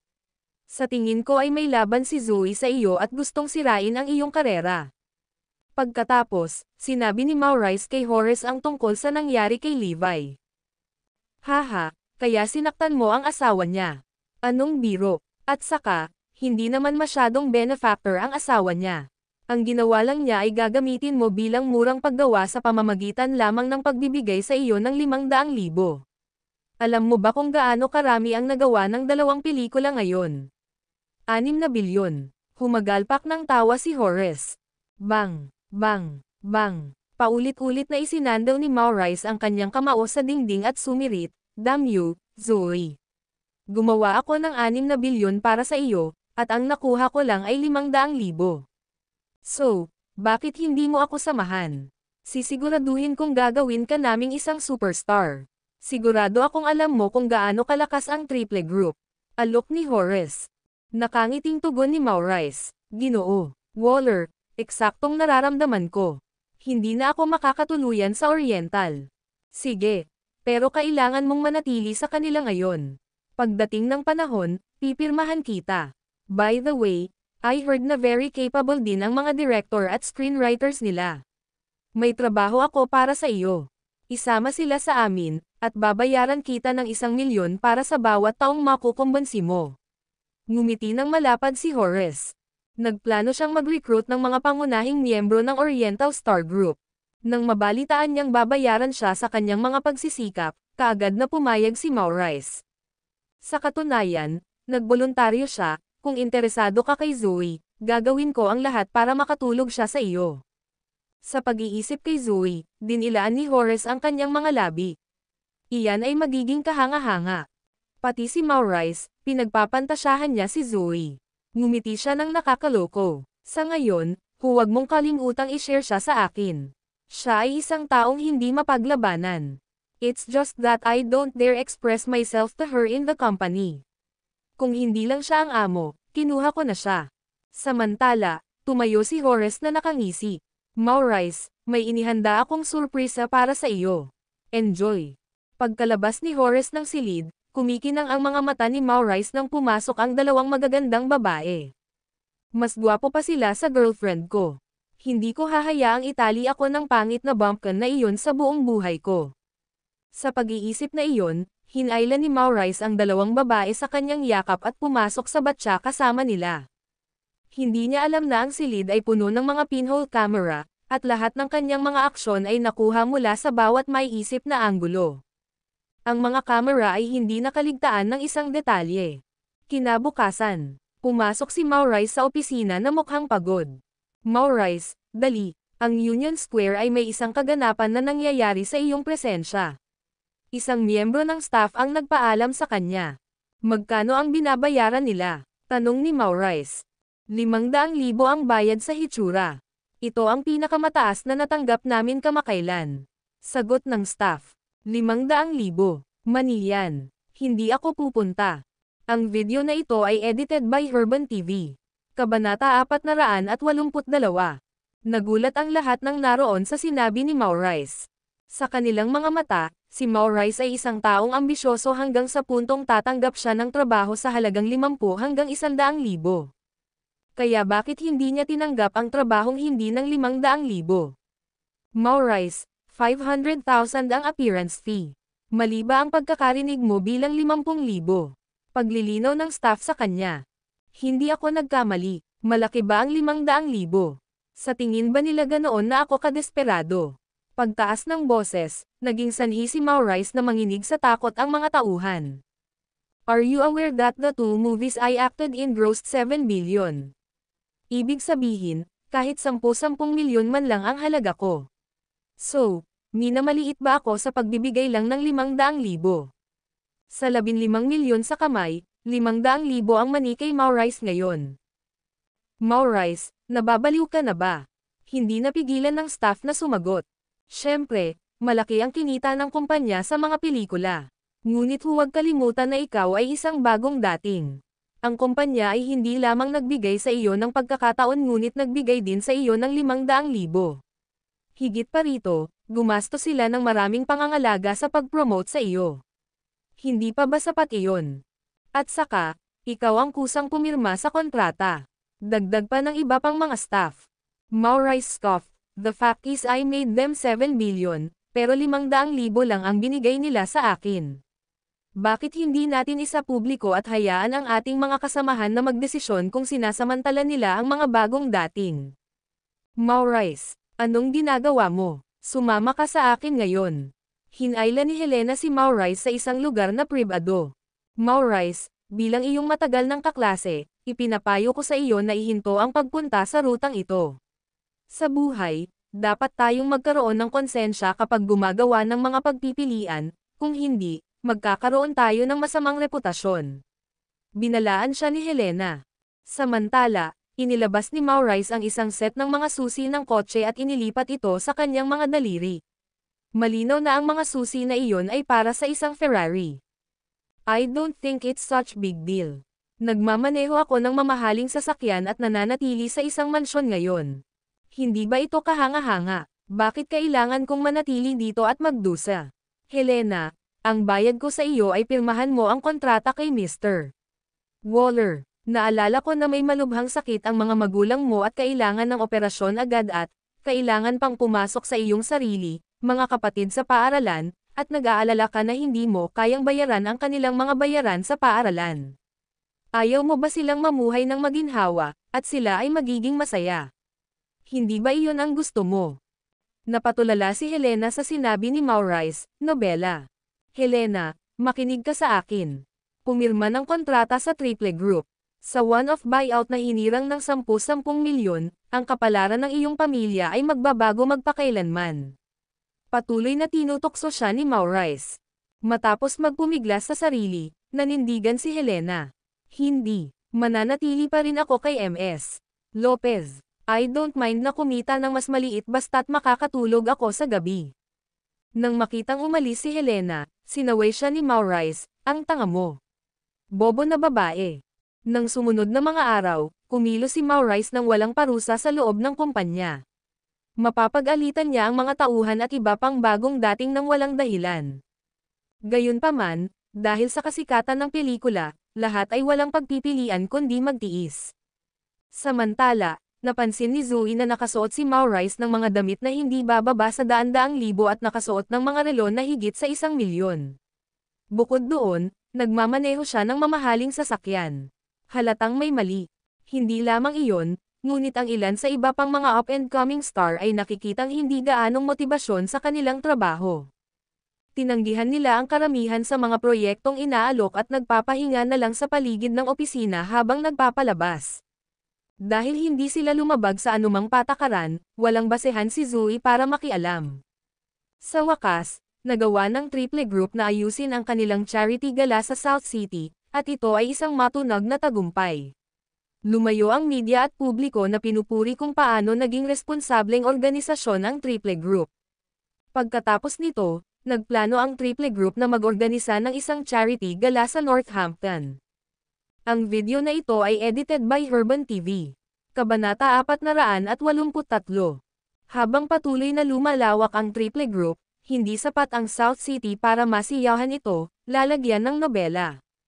Nais nilang makapasok sa lungsod na may ekonomiya sa rehiyon, na ang Northampton. Hindi nagtagal, inihayag ang listahan ng mga bisita para sa charity gala. MS. Lopez, tingnan mo ang listahan ng bisita dali. Mabilis na dinala ni Jerry at ng kanyang mga tauhan ang listahan. Morris, Wilford, Trisha, same time na binasa ni Zoe ang kanilang mga pangalan. 10 ang kabuuan, at lahat sila ay mga bagong bituin na pino-promote ng Oriental Star Group. Palihim silang pumirma ng kontrata ng tagapagsalita sa Triple Group nang hindi nalalaman ng kumpanya. Galit na galit si Zoe. "Di ba sabi ko tatanggihan natin ang Triple Group? Bakit ang ilan sa kanila ay pumirma pa rin ng kontrata? Pumunta at dalhin silang lahat dito." Samantala, sagot naman ni Jerry, "MS. Lopez, huminahon ka. Ang aming mga kontrata sa kanila ay hindi naglalaman ng anumang mga sagnay na humahadlang sa kanila mula sa freelance na trabaho. Sa makatuwid, ang kanilang ginagawa ay hindi labag sa batas at hindi rin ito lumalabag sa mga tuntunin ng kontrata. Kung may anumang salungatan sa kanila, hindi ito makikinabang sa amin. Dahil sa kung gaano kahusay na tinanggap ang 2 pelikula sa kasalukuyan, masisira ang aming reputasyon at pinansyal kung nasaktan namin ang mga pangunahing aktor. Iminumungkahi mo bang tiisin na lang natin? Napasimangot si Zoe. Sa ngayon, yun lang ang choice natin. Kailangan nating magpanggap na wala tayong alam tungkol dito, walang gana ang pagtatapos ni Jerry. Hindi niya inaasahan na nag-promote ng ganoong ingrate. Mas mahirap pakisamahan si Maurice kaysa kay Niall. MS. Lopez, gusto mong makita ni Maurice. Sa sandaling iyon, dumating si Maurice at inihagis ang isang set ng mga account sa mesa. Zoe, ang pelikula ay kumikita ng 10 bilyon ngayon. Kinuha ni Zoe ang mga account at tiningnan. Hindi ba ito ang kanyang-kanyang account para sa 2 pelikula? Ang mga account ay dapat na maging confidential. Maliban sa kumpanya at malalaking broadcasting website, walang sino man ang may access sa kanila. Saan mo nakuha ang mga account? Tanong ni Zoe. Samantala, umupo si Maurice at ngumisi, hindi mahalaga kung saan ko ito nakuha. Gusto ko lang malaman magkano ang babayaran mo sa akin ngayong kumita ka ng 10 bilyon. Maurice, tigilan mo na ang pagiging masungit. Kinakausap mo si MS. Lopez, saway ni Jerry sa kanya. Maurice scoffed, so what if she is? Tao pa rin siya. Anong mali sa tanong ko? Nakangiting tugon ni Zoe. 500,000. 500,000 lang ang bayad mo para sa 2 pelikula. Napagdesisyonan na sa simula pa lang na hindi lalampas sa 10 milyon ang lahat ng sweldo ng mga artista. Kailangan pang gumastos ng kumpanya sa mga special effect at bayaran ang mga scriptwriter. Alam ng lahat iyon. Tumanggo si Maurice. Naiintindihan ko iyon. Pero halatang 10 bilyon ang kinita ng mga pelikula. Seryoso ka ba na bayaran mo lang ako ng 500,000? Lumawak ang mga labi ni Zoe sa malawak na ngiti. Tama iyan. Nakasaad kasi sa kontrata na 500,000 ang bayad mo. Tagumpay man o kabiguan ang pelikula, wala itong kinalaman sa iyo. Hahaha, di ba lagi mong idiniin na ang Oriental ay people-centric company? Sa huli, pipiliin mo pa rin ang kita kaysa sa etika. Paano mo lang babayaran ang male lead ng 500,000 kung ang pelikula ay kumita ng 10 bilyon? Hindi ba't hindi patas iyon? Hamon ni Maurice. Nanatiling walang ekspresyon si Zoe. Nagsasalita ako batay sa aking mga prinsipyo at susundin ko ang kontrata hanggang sa liham. Walang hihigit, walang kulang. Fine, ilantad ko ba ang isyong ito at hayaan ang publiko na magpasya kung sino ang nasa tama. Matalino si Maurice na gamitin ang kasikatan ng pelikula para ay blackmail ang kumpanya. Hindi, huwag. Maurice, huminahon ka. Lahat ay bukas para sa talakayan, pagsingit ni Jerry. Kung mailabas ang usapin, ito ay lubhang makakasira sa reputasyon at pinansyal na posisyon ng kumpanya, kahit sino pa ang mali. Maurice, pangalanan mo ang presyo mo. Tanong ni Jerry. 3 bilyon. Ang video na ito ay edited by Urban TV. Kabanata 484. Hingal. Nang sabihin ni Maurice ang kanyang presyo, lahat ng naruroon ay napabuntong hininga. 3 bilyon, baliw ba siya? Tumawa si Maurice. Ano ito? Sa tingin mo ba ako ay matako? Ang 2 pelikula ay inaasahang kikita ng 18 sa huli. Kahit na binayaran mo na ako ng 3 bilyon, mayroon ka pa ring 15 bilyong kita na natitira. Higit sa lahat, kung ang salita ay lumabas, ang pinsala sa reputasyon ay magiging mapangwasak. Kung isa sa alang-alang iyan, ang 3 bilyon ay hindi masyadong hinihiling. Tiwalang paliwanag ni Maurice. Nagpalitan ng tingin si Jerry at ang iba habang tinitimbang nila ang kanilang mga pagpipilian. Kung pasabugan ni Maurice ang usapin, ang kontrobersya ay madaling magamit sa kumpanya ng higit sa 3 bilyon. Higit sa lahat, ang pagkawala ng kredibilidad ay hindi na maaayos. Maurice, pag-usapan pa natin. Maaari mo bang babaan ang iyong mga kahilingan? In return, we will pay you more for your next film, Jerry asked, trying his best to negotiate. Hindi. Ito ay 3 bilyon. Tanggapin mo o iwan mo. Dahil sa plano ni Maurice na pumirma ng kontrata sa Triple Group, wala siyang pakialam sa susunod na pelikula. Si Jerry at ang iba ay nauubusan na ng ideya. Ang tanging magagawa na lang nila ngayon ay tumingin kay Zoe para sa kanyang desisyon. Ms. Lopez, ano sa tingin mo? Sa ngayon, hindi na nirerespeto ni Maurice si Zoe. Pagtingin sa kanya, napangiti si Zoe, no way. Wala kaming ibibigay sa iyo, kaya huwag ka nang mangarap. Natigilan si Jerry at ang iba pa nang inaasahan nilang itutuloy ni Zoe ang negosasyon. Sa halip, tinanggihan niya si Maurice. Pati si Maurice ay natigilan dahil hindi man lang nag-abalang makipag-ayos si Zoe. Napakagaling. Napaka-unethical boss. Ngumisi si Maurice sabay alis. Ms. Lopez, sigurado ka bang ayos lang? Malaki ang epekto kung pumutok ito. Nag-alinlangan si Jerry. Mariing sagot ni Zoe. Kung tayo ay nakompromiso, ito ay magbubukas ng mga pintuan para sa iba na gawin din ito. Sa gabi sa Grand Manor ng Northampton, doon idinaos ng Triple Group ang kanilang charity gala. Ito ay isang napakalaking kaganapan. Inimbitahan ang lahat ng tao sa Northampton. Maging si Grover ay dumating sa kaganapan. Marami sa kanila ang mayaman at sikat sa Northampton na nagmula sa lahat ng industriya. Siguradong kasama ang mga artista at artista. Samantala, live na ipinalabas ng media ang pagdating ni Maurice dahil siya ang pinakasikat na aktor noon. Natuon ang atensyon ng lahat sa kanya dahil lumampas sa 10 milyon ang mga manonood na nakatutok. Ang gala ay pinangunahan ni Horace. Nagpa siya ang Triple Group na magbigay ng one-off na donasyon na 10 bilyon sa mga organisasyong pangkawanggawa at pangkalahatang welfare ng Northampton. Gagamitin ito sa pagtatayo ng mga retirement home, ampunan, paaralan, at iba pa. Inihayag ni Horace sa pagtatapos ng gabi. Kasabay nito, nagbigay siya ng tseke na 10 bilyon sa Pangulo ng Northampton Charity Association, Sanford Collins. Ang lahat ng media ay nagkokomento sa pag-uulat at pagpapakita ng partikular na sandali. Ang Triple Group ay isang kumpanyang responsable sa lipunan. Hindi lang sila nag-donate ng 10 bilyon sa South City, ngunit nag-donate din sila ng 10 bilyon sa Northampton. Tama iyan. Kahit na sila ay isang kumpanya ng Kirin, malaki ang kanilang naiambag sa pag-unlad ng Quebec, lalagyan ng nobela. Mula ngayon, bibili na lang ako ng mga electronic na produkto ng Triple Group. Nang matapos ang broadcast ng charity gala, nag-cheer ang internet. Ang pangunawa sa Triple Group ay hindi bumuti pagkatapos noon. Sa loob lamang ng mahigit 1 minuto, tumaas ng ilang bilyon ang online na benta ng mga produkto ng Triple Group sa Erodia. Karamihan sa mga elektronikong produkto nito ay nabili na. Samantala, si Levi ay nanonood ng broadcast at galit na galit. Ang trust fund na masinsinan niyang itinayo ay hindi lamang inagaw ng Triple Group kundi ginamit para isulong ang kanilang mga komersyal na interes. Sa sandaling iyon, ipinaalam sa kanya ni Asher Dragon na ang South City ay nagpadala ng kanilang paghingi ng tawad. Hindi nila inaasahan na ang Triple Group ay nagpalawak ng kanilang mga kuko sa Northampton. Huwag mo akong sisihin pagkatapos pumunta dito para kulitan ako. Isang malamig na kislap ang sumilay sa mga mata ni Levi. Ang video na ito ay edited by Herban TV. Kabanata 485.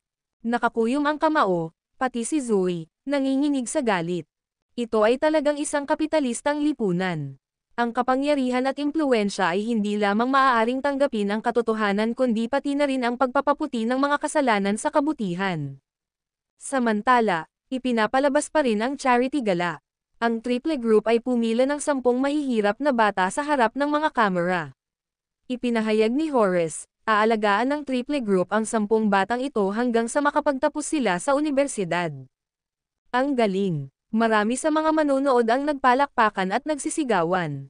Umalangaw-ngaw ang mga malalakas na palakpakan sa buong paligid habang tuwang-tuwa ang kapaligiran doon.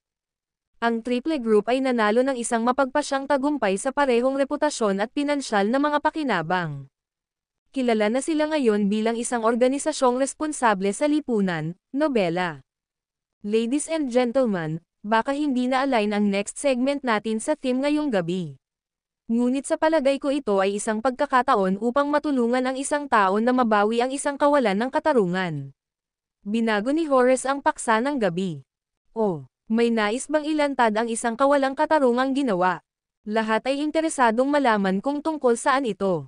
Sa sandaling iyon, nakatayo sa entablado sina Maurice, Wilford, Trisha, at iba pa. Hayaan mong ipakilala ko sa iyo ang pinakasikat na male actor sa kasalukuyan, si Maurice. Sinundan ng sumusuportang aktor at aktres, sina Wilford at Trisha ayon sa pagkakasunod-sunod, pagtatanghal ni Horace. Dahil sa kung gaano kalaki ang kanilang pelikula, nakilala ang lahat kung sino sila. Ano ang nangyayari? Si Maurice at ang iba pa ba ay tinatrato ng hindi makatarungan? Nataranta ang lahat. Pagkatapos ay ipinasa ni Horace ang mikropono kay Maurice. Looking at the crowd in the eyes, Maurice explained, alam ng lahat ang male lead sa dalawang pinakabagong blockbuster na pelikula. Hanggang ngayon, ang Oriental Star Group ay kumita ng higit sa 20 bilyong kita. Gayunpaman, alam mo ba kung magkano ang binabayaran sa akin para sa mga pelikula? Pwede hulaan. 5 milyon. Hindi, sobra na. Hulaan mo mas mababa. Sigaw ni Maurice. 10 milyon. Hindi. Hindi naman pwedeng kulang sa 5 milyon, di ba? Kahit na magbayad sila ng 5 bilyon, ito ay makatwiran pa rin. May tanong. Sige, sasabihin ko sa iyo ang sagot. Ako, nag-iisa, binayaran ng maliit na halagang 500,000. Nang ilantad ni Maurice ang sagot, nagkaroon kaagad ng kabuluhan. Napuno ng hindi makapaniwala ang mukha ng lahat. Ano? 500,000 lang ang binayaran nila pagkatapos gumawa ng 20 bilyon. Posible ba iyon? Ito ay tahasang walang katotohanan. Ang Oriental Star Group ay halos inaabuso ang mga karapatan ng kanilang mga empleyado. 500,000, niloloko ba nila ako? Ang Oriental Star Group ay isang malignant na tumor na dapat tanggalin sa industriya. Paano nila nalobol ang mga artista nila ng ganoon? Lahat ng naruroon ay nagalit sa kawalan ng hustisya na ngayon lang nila narinig. Samantala, nasisiyahan si Maurice sa epektong ginawa niya. Hindi ito isang bagay na ginawa ko sa aking sarili. May patunay ako dahil itinago ko pa ang resibo. Pagbabago ng paksa, muling nagtanong si Maurice, gusto mo bang malaman kung magkano ang ibinayad sa kaibigan ko? Pagkuha ng mic, iniulat ni Trisha ang kanyang sweldo, binabayaran ako ng 300,000. Pagkatapos ay si Wilford na. Binabayaran din ako ng 300,000. Mababa pa ang binayad sa akin, 200,000. Ako rin, nakatanggap lang ng 200,000. Ako ang pinakamababa sa 150,000. Nang ilantad ng supporting cast ang kanilang mga sweldo, nakakabingi ang mga manunood. Marami sa kanila ang nagmumura at nagmumura sa Oriental. Ito ay isang biro. Ang isang pelikula na nakakuha ng 20 bilyong kita ay nagbabayad lamang ng mas mababa sa 3 milyong sweldo sa kanilang cast. Mga bloodsucker ang management ng Oriental. Paano nila nagawa ang ganoong bagay? Paano tayo magkakaroon ng ganitong hindi etikal na kumpanya sa Northampton? Dapat ma-blacklist sila. Kaya lang, bumaling ang opinyon ng publiko laban sa Oriental. Hindi lang ang mga dumalo ang nagalit, pati ang mga online ay sinisiraan ang Oriental. May mga panawagan na ay boycott ang Oriental. Sa katunayan, ang ilan ay humimok pa ng paghihiganti. Paano nila nababaluktot ng walang kahihiyan ang mga katotohanan? Sa pagkakataong iyon, sa sobrang galit ni Zoe ay muntik na niyang basagin ang TV. Ang video na ito ay edited by Urban TV. Kabanata 486. Alam ni Zoe na maghihiganti si Maurice, ngunit hindi niya inaasahan na gagawin niya ito sa pamamagitan ng paninirang puri sa Oriental Star Group sa gabi ng charity gala. Kinuha ni Horace ang mikropono at nagsalita. Gusto kong mag-announce. Si Maurice Lorraine at ang 10 direktor dito ay personal na inimbitahan na dumalo sa kaganapang ito. Ang kanilang presensya ngayong gabi ay walang kinalaman sa Oriental Star Group. Ha? Paano kaya iyon? Ang ilan ay nalito. Tama iyan. Ito ay isang pribadong imbitasyon.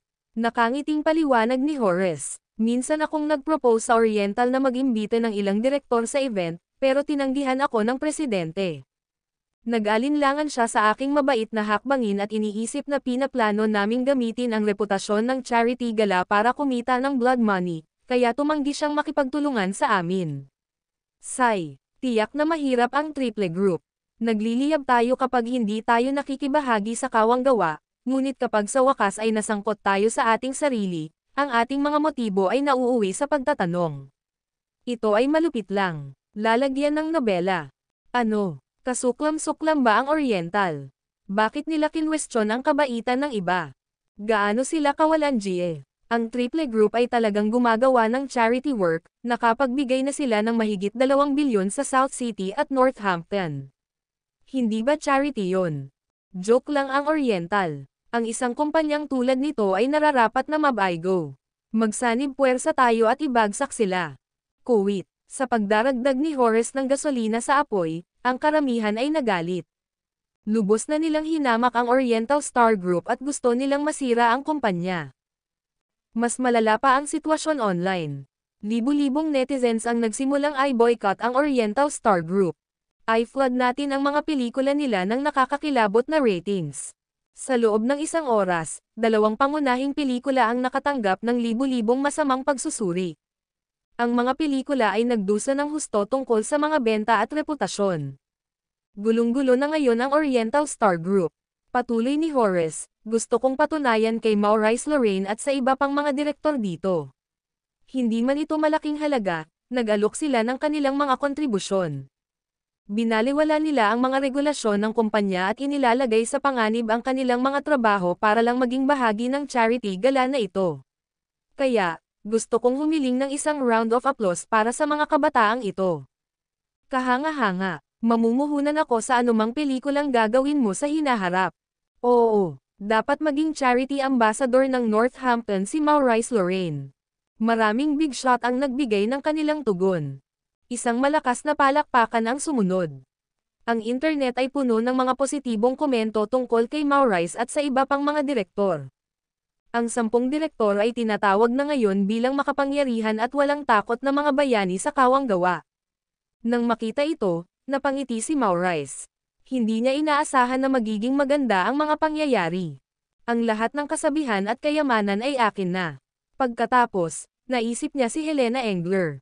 Dapat ay mayroon kang ilang mga tornilyo na maluwag. Ngayong tapos na ang Oriental, ikaw din. Inihayag ni Maurice sa karamihan, tumanggi akong magtrabaho sa ilalim ng kasuklam-suklam na kumpanya. May handang kunin ako. Sumagot si Wilfred Boyd at ang iba pa, ganyan din tayo. Ayaw na naming manatili sa Oriental. Naranasan na natin itong basurang negosyo. Halika magtrabaho para sa amin. Maraming big shots ang natuwa sa pagkuha kay Maurice at sa iba pa. Napangiti si Horace. Handa akong bigyan kayo ng pagkakataon kung interesado kayo. Pakiusap. Ang pagtatrabaho para sa triple group ang tanging mahihiling namin. Sumagot si Maurice at ang iba pa, agad namang tinanggap ang alok. Gayunpaman, dagdag ni Maurice, pero nasa ilalim pa rin ako ng kontrata sa Oriental. Baka tumanggi silang pakawalan ako. Huwag mo nang alalahanin iyon, Mr. Lorraine. Nasa iyo ang suporta ng lahat dito. Bulalas ng audience. Kung ganoon, gusto kong pumirma sa triple group. Sabi ni Maurice at ng iba pa. And just like that, lahat sila sumali sa triple group. Ang video na ito ay edited by Herban TV. Kabanata 487. Nanginginig sa galit si Zoe sa harap ng telebisyon. Siya ay nasa bingit ng luha. Hindi niya akalain na si Horace at Maurice ay gagawa ng ganoong pakulo. Ang Oriental Star Group ay naging public enemy number 1. Ang opinyon lang ng publiko ay sapat na para ma-pressure ang Oriental, hindi pa banggitin kung ang lahat ng malalaking korporasyon ay magpasya na isara tayo. Huwag ka nang magalit, honey, paniniguro sa kanya ni Levi habang hinihila siya sa kanyang mga bisig. Paupo muna siya sa mataas niyang kabayong iyon. Ipapaliwanag ko sa kanila na madali lang para sa kanila na maabot ang pinakamadaling kalagayan gaya ng pagmamahal ng lahat. May naiisip ka bang plano, darling? Tanong ni Zoe. Hindi sa ngayon, ngunit tandaan ang kasabihan, ang langit ay laging nanonood. Nakangiting sagot ni Levi. Naging matagumpay ang charity gala. Nakamit ni Horace ang 2 sa kanyang mga layunin. 1. Upang magdala ng katanyagan at kapalaran sa triple group. 2. Upang ipadala ang Oriental Star Group sa kaguluhan. Kinabukasan, dumating si Zoe sa trabaho at napansin niya kung gaano kakulimlim ang kapaligiran. Si Jerry Wade at ang iba ay hindi nakatulog buong gabi, kaya ang kanilang mga mata ay sobrang namumugto. Humingi ng tulong ang lahat kay Zoe. Maliwanag, ang kasalukuyang sitwasyon ay hindi nila kontrolado. Walang paraan na kakayanin nila ang mga nangyayari. Ginoo, Sean Timmons and a few screenwriters are here to see you, Ms. Lopez, sabi ng assistant kay Zoe. Papasukin mo sila. Alam ni Zoe ang mangyayari. Pumasok si Sean Timmons sa kasamang opisina sa mahigit 30 ibang tao na nakasunod ng malapit sa likuran. Paumanhin, Ms. Lopez, gusto na naming mag-resign. Hindi na kami makapagpatuloy sa pagtatrabaho sa Oriental Star Group pagkatapos ng nangyari, paliwanag niya. Ibinaba ng lahat ang kanilang mga ulo, medyo nakaramdam ng awkward. Ngumiti si Zoe. Ayos, may karapatan kang umalis. Iyon lang ang pagbibitiw ko. Natigilan si Sean at ang iba pa. Hindi nila akalain na papakawalan niya sila ng ganoon kadali. Mahigit 30 direktor, tagasulat ng senaryo at producer ang nagbigay ng kanilang abiso sa pagbibitiw. Ang mga individual na ito ay ang pundasyon ng Oriental Star Group. Bukod sa mga artista, sila ang pinakamahalagang crew members pagdating sa paggawa ng pelikula. Tama iyon. Si Sean at ang iba ay binili ni Maurice Lorraine. Sa katunayan, inalok ni Horace si Sean ng 30 milyon para paalisin ang iba sa kumpanya. Huminto si Sean sa special effects studio bago umalis. Sumama ka sa amin, James. Walang saysay na manatili dito kasama ang Oriental Star. Sinubukan ni Sean na kumbansihin ang special effects team na sumama sa kanya. Nakangiting tumugon ang pinuno ng departamento ng mga espesyal na epekto, si James Wood, magaling ako. Mauna na kayo. Utang ko sa Oriental. Nagtrabaho ako sa maraming kumpanya, ngunit ito lang ang nag-iisang gumalang sa pangkat ng mga special effect na may paggalang at sineseryoso kami. Hinding-hindi ako aalis, no matter what. Ikaw ay isa lamang matigas ang ulo na matandang umutot na ayaw magbago. Galit na galit si Sean sa kanya. Hindi ka magiging madali. Saka siya naglakad palayo kasama ang grupo niya. Sumama ka sa amin, Helena. Sikat ka na ngayon, kaya hindi ka na dapat tumuloy dito. Sinubukan din ng lalaki na kunin si Helena Engler.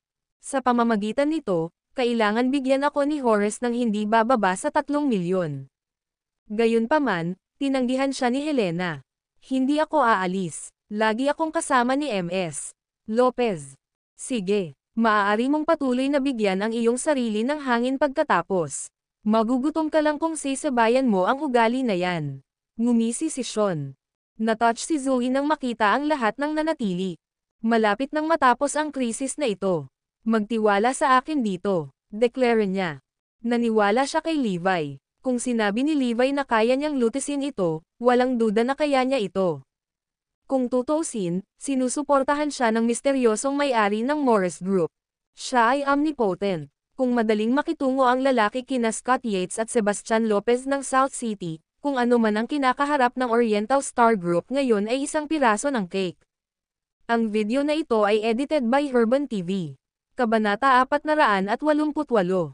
Si Maurice Lorraine ay nahihilo sa tuwa. Mas naging viral siya, mas mataas ang kanyang net worth. Maging ang kanyang mga ari-arian ay lumago ng husto. Ngayon, siya at si Sean Timmons, kasama ang iba pa, ay pumunta sa Triple Group para pumirma sa kanilang bagong kontrata. Agad na pinirmahan ni Maurice ang kanyang kontrata nang hindi man lang dumaan. Ganon din ang ginawa ng iba, dahil sa pagsali lang sa Triple Group ay nagtataguyod ng pagtanggap ng pera at sabigan.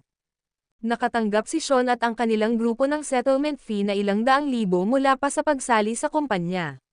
Sila rin ay pumirma ng kanilang mga kontrata nang hindi man lang tinitingnan ang mga detalye. Hindi napigilan ni Horace na matawa habang sinulyapan ang kanilang dosenang bagong empleyado. Hindi ka panipaniwala, lahat kayo ay halos pundasyon ng Oriental Star Group. Tiyak na malayo ang mararating mo sa pagsama sa akin. Saka siya umalis ng nakangiti. Tinipon ni Maurice ang lahat para pag-usapan ang kanilang kinabukasan. May kakaiba sa kontratang ito. Bulalas ni Steve White, isang screenwriter. Anong mali? Tanong ni Sean at ng iba pa. Tingnan mo ang sarili mong mga kontrata. May hindi nakakadagdag dito, udyok ni Steve. Ang bawat isa ay nagsimulang mag-flip sa kanilang sariling mga kontrata. Napakabilis, ang ilang mga taga-sulat ng senaryo ay bumulalas, kami ay nalinlang. Ito ay parang kontrata ng alipin. Ang lahat ng aming reputasyon at copyright ay pagmamay-ari ng triple. Kami ay halos mga alipin nila ngayon. At ano ang sahod? 3,000 lang ang natatanggap ko sa isang buwan. Halos mahimatay si Steve. Siya ang nagsulat ng script para sa 2 pangunahing pelikula mula noon, at binigyan siya ni Zoe Lopez ng 5 milyon para doon. Gayunpaman, babayaran siya ng 3,000 lamang sa isang buwan habang nagtatrabaho sa Triple Group. Sino ang makakatanggap ng gayong pagkakaiba? Shitty, slave contract din ang akin. Pinagkaaitan nila ako ng lahat ng karapatan ko. At 8,000 lang ang binabayaran ko sa isang buwan. Malapit nang mawala si Sean. Kumita siya ng 8 milyon mula sa pagdidirect ng 2 naunang pelikula. Ngayon, 8,000 na lang ang tatanggap niya. Ang iba pang mga screenwriter ay nagbahagi ng parehong mga kontrata. Lahat sila ay napapalalim sa pagiging alipin ng Triple Group, habang buhay. Bilisan mo at tingnan mo ang kontrata ko. Maging si Maurice ay nagsimulang magpanik. Si Steve ay dumaan sa kontrata ni Maurice at sinabi, ang sa iyo ay medyo isang kontrata ng alipin, ngunit ito ay mas mahusay kaysa sa amin. Gayunpaman, makakatanggap ka lamang ng bayad na hindi hihigit sa 100,000 para sa bawat pelikula. Ano? 100,000? Mababaliw na si Maurice. 100,000 lang ang bawat pelikula. Ito ay kabaliwan. Nobela. Mabilis na napagtanto ng lahat na sila ay niloko. Ang Triple Group ay nag-alok sa kanila ng mga simula at pinayagan silang pumirma sa kanilang mga kontrata habang ang kanilang bantay ay down. Ay terminate na natin ang mga kontrata natin. Paano tayo magkakasundo dito? Nanginginig sa galit si Maurice. Nagbigay si Steve ng malamig at mahirap na katotohanan. Kailangan nating umubo ng 100 milyon bilang parusa para sa pinsala sa ating mga kontrata. Para sa iyo, ito ay magiging 1 bilyon. Boom! Napasubsob si Maurice sa sahig. 1 bilyon. Mayroon lamang akong ilang milyon sa karamihan. Saan ako kukuha ng bilyon? Galit na galit si Sean. F***6. Bakit mo ginawa ito sa amin, Maurice? Anak ka ng Ab***Turk. Naging maayos naman kami sa Oriental. Hindi pa ako kumikita kahit saan pa kaysa noong nagtatrabaho ako para sa kanila. Tama siya, sabi ni Steve. Ang isang screenwriter ay hindi kumikita ng higit sa 500,000 para sa pagsulat ng isang script, ngunit binayaran ako ng Oriental ng 5 milyon. Nagsimula siyang humikbi. Sumunod naman ang iba. Ang naramdaman nila sa sandaling iyon ay panghihinayang. Nagsisi talaga sila. Hindi ba ito mahusay na gumagana para sa Oriental? Bakit kailangan nating sumali sa triple? Ngayon tingnan mo kami. Lagot tayo. Magiging alipin tayo ng Triple Group sa buong buhay natin. Ang video na ito ay edited by Urban TV. Kabanata 489. Kanina lang, pinagtawanan pa nila si Helena sa pagiging matigas ang ulo. Kung iisipin ngayon, tiyak na tama ang pinili ng babae. Tinampal ni Sean ang sariling noo. Dapat alam ko, ang Triple Group ay walang awa at sakam. Nahukay na nila ang kanilang madilim na nakaraan nitong mga nakaraang taon. Walang paraan na makakakuha tayo ng kahit 1 sentimo mula sa kanila. Masyado kaming knave. Pinutol pa ni Steve ang kanilang pag-asa. Higit sa lahat, hindi namin maibubunyag ang alinman dito. Nakasaad sa kontrata na makukulong tayo kung ilantad natin ang nangyayari. Napabuntong hininga ang lahat. Horace Waller, isa kang kasuklam-suklam. Sinipal ni Maurice ang pinto habang tumutulo ang mga luha sa kanyang mukha. Sa sandaling iyon, bumukas ang pinto at pumasok si Horace. Nasa likuran niya ang halos 100 bodyguard na nagbabantay sa kanyang kaligtasan. So, nabasa mo na ang iyong mga kontrata, sa palagay ko. Napangisi si Horace. Isasama kita, Waller. Sumugod si Maurice sa kanya, pinigilan lang siya ng mga gwardya. Nanunuya si Sean, masyado kang nagiging underhanded, sa tingin mo ba, Mr. Waller? Ito ay hindi isang kasunduan sa lahat. Ito ay malinaw na isang kontrata ng alipin. Kahit na ito ay komersyal na hegemonya sa bahagi ng Triple Group, Palaging magiging mahirap na protektahan ang mga karapatan ng isang tao kapag may mga kontrata. Ang isa ay maaaring pumunta sa korte sa loob ng maraming taon, at hindi pa rin ito tiyak na garantiya ang kanilang tagumpay. Lalo na kapag ang isa ay laban sa makapangyarihang triple group. Halos walang posibilidad na manalo sa demanda laban sa kanila. Kung hindi mo nagustuhan ang kontrata, maaari mong piliin na huwag pirmahan ito. Pinilit ba kita na pirmahan ito? Pahayag ni Horace. Ako. Biglang tumahimik ang lahat. Totoo ang sinabi niya, hindi man lang sila pinili ni Horace na pumirma sa kanilang mga kasunduan. Pero hindi ko ito pipirmahan kung alam ko lang kung anong klaseng kontrata iyon. Niloko mo kami. Galit na galit si Sean. Napangiti si Horace. Hindi ba kita pinabasa sa mga kontrata mo? Maaari mong piliin na huwag lagdaan ang mga ito kung hindi ka sumang-ayon, ngunit nabasa mo ba ang mga tuntunin? Binigyan kita ng sapat na panahon para suriin ang mga detalye. Sa sobrang inis ni Sean ay para siyang umubo ng dugo. Pinirmahan nilang lahat ang mga kontrata nang hindi pinag-uusapan ang mga detalye, dahil naniniwala sila sa kapangyarihan at kayamanan ng Triple Group. Sinong mag-aakala na ang lahat ng ito ay isang bitag? Nobela. Of course, pwede kang umalis kung gusto mo. Bayaran mo na lang ang penalty mo at ipapangako kung magiging libre ka, tumawa si Horace. Namayani ang katahimikan. Sino ang magkakaroon ng ganoong kalaking pera?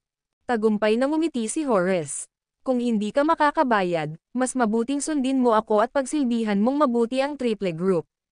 Nagalit si Maurice. Sa tingin mo ba kami ang iyong mga aso? Hindi ka ba? Tandaan, kaya kayo ngayon ng Triple Group. Gawin mong mabuti ang iyong mga trabaho at baka makakain ka ng buto. Ha ha ha. Labis na natuwa si Horace. Ang paggastos lamang ng ilang milyon para makakuha ng grupo ng mga alipin na kumikita ng bilyon para sa kumpanya ay isang henyong ideya. Halos nabili na niya ang isang buong kumpanya ng entertainment. Bathump. Bumagsak ang lahat sa sahig pagkaalis ni Horace. Ano ang dapat nating gawin ngayon? Tayo ba talaga ang magiging aso nila hanggang sa araw na tayo ay mamatay? Hirap na tanong ni Steve. Walang tatanggap ng ganoong resulta. Ang lahat ay nasa tuktok na ng kanilang mga karera, bakit nila hahayaan ang sarili nilang magtrabaho na parang aso? Nakuha ko na. Biglang bulas ni Maurice. Lumingon ang lahat sa kanya. Maaari tayong humingi ng tulong sa Oriental. Kunin natin si Zoe Lopez na magbayad para sa ating mga parusa at kunin tayo muli. Tama ka. Iyan ay isang magandang ideya. Malaki ang posibilidad na matulungan niya tayo, dahil maaari tayong kumita. Ang mga presyo ay mas malaki kaysa sa mga gastos sa pagkontra sa aming mga kontrata, pagkatapos ng lahat. At saka, nasa panganib ang kumpanya ngayong nakaalis na kaming lahat. Tiyak na papayag siyang tulungan tayo kung hihingin natin sa kanya. Nagtungo ang grupo sa Oriental Star Group sa pangunguna ni Sean. Ang video na ito ay edited by Herban TV. Kabanata 490. Nataranta ang staff ng Oriental Star Group. Kaninang umaga lang, mayabang na umalis si Sean kasama ang isang grupo ng ibang tao. So anong ginagawa niya dito ngayon? Nandito ba sila para magpakitang gilas? Parang hindi naman. Mukha silang tense, parang may masamang nangyari. Ipinaalam agad ng assistant ni Zoe ang tungkol sa pagbabalik ni Sean. Itigil mo sila. Huwag mo silang papasukin, utos ni Zoe. Kaka-text lang sa kanya ni Levi tungkol sa pinagdaanan ni Maurice at ng iba pa. Napahinto si Sean at ang grupo niya sa entrance. Ano ang nangyayari? Papasukin mo kami. Hindi mo ba alam kung sino ako, Zane? Sigaw ni Sean sa security guard. Maurice chimed in, dugong security guard ka lang. Anong karapatan mo para pigilan kami? Nobela. Hinamak niya ang mga nagtatrabaho bilang mga security guard at janitor. Galit na tumugon ang ilang gwardya, hindi ka na empleyado ng Oriental Star Group, kaya hindi ka maaaring pumasok sa anumang paraan. Ikaw. Natigilan si Sean. Nagsumite na siya ng kanyang resignation letter kaninang umaga, kaya hindi na siya staff ng kumpanya. Gayunpaman, mayabang na nanonoya si Maurice. Hayaan mo akong sabihin sa iyo ito, kayong mga mabahong bantay. Nandito ako para pag-usapan ang isang proyekto na walang ilang bilyong kasama si MS. Lopez, sa tingin mo kaya mo bang sayangin ang oras ko? Tama, dagdag ni Sean at ng iba pa. Sino ka sa tingin mo?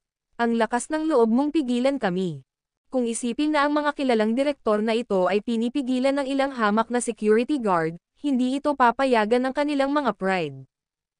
Tumamang gumalaw ang mga gwardya. Hindi ka makapasok. Si Zoe ay personal na nagbilin sa kanila na huwag papasukin ang sinuman. Kaya, wala silang dapat ikatakot. So pera ba ang gusto mo? Dito, kunin mo. Sa galit, kumuha si Maurice ng isang stack ng cash at sinampal ito sa mukha ng mga guard. Ikaw ay walang iba kundi ilang hamak na security guard, at iyon lang ang makukuha mo sa buong buhay mo. Ang mga security guard ay nagngangalit sa galit ngunit nanatiling tahimik. Ito ay hindi pangkaraniwan para sa kanila na tretuhin sa ganitong paraan. Sa mata ng mga elite na ito, ang pagiging security guard ay isang mababang trabaho. Pinipigilan lamang ng mga lalaki ang kanilang galit at walang nagawa. Ito ay isang pangkaraniwang pangyayari. Ano ang nangyayari? Isang boses ang biglang umalangaw-ngaw. Si Levi iyon. Ginoo, Garrison. Nagningning ang mga mata ng mga guard nang makita siya. Narito ang kanilang haligi ng suporta. Maayos ang pakikitungo ni Levi sa lahat ng mga security guard, maging sila ay mula sa Morris Group o Oriental Star Group. Mababa ang tingin mo sa mga lalaking ito. Ano bang masama sa pagiging security guard? Mas mababa ba sila sa'yo? Malamig na tanong ni Levi habang nakatingin kay Sean at sa iba pa. Ako. Nawalan ng masabi si Sean. Alam nila kung gaano kalakas si Levi. Siya rin ang asawa ni Zoe, kaya hindi sila naglakas loob na tingnan siya. Maging si Maurice ay pinipigilan ang sarili. Kailangan pa natin ng tulong ni Zoe Lopez. Hindi natin siya maiinis. Paumanhin, hiling ni Levi. Nagpalitan ng tingin ang lahat sa grupo. Mali ba tayo nang narinig? Humingi ng tawad sa mga mababang gwardya na ito. Sino tayo sa tingin mo? Sabi ko humingi ka ng tawad sa kanila, o umalis ka dito. Utos ni Levi. Ayos lang. Magtiis ka na lang. Kinagat ni Sean ang kanyang mga ngipin at sinabing nakayuko, I'm sorry. Sorry. Nag-sorry din si Steve at ang iba pa. Ganoon din ang ginawa ni Maurice. Ako ay humihingi ng paumanhin. Dapat hindi kita nire-respeto. Nagulat naman ang mga security guard. Ang mga sikat na bituin at direktor na ito ay talagang humihingi ng tawad sa amin. Ayos lang. Ayos lang. Mabilis nilang ikan-away ang kanilang mga kamay. Lumingon si Levi sa security guard na tinatawag na Zane. Puntahan mo siya ng isang sampal sa mukha. Ha? Natigilan si Zane. Hinampas ka niya ng pera niya, di ba? Hindi naman iba kung sasampalin mo siya ngayon, Levi pointed out.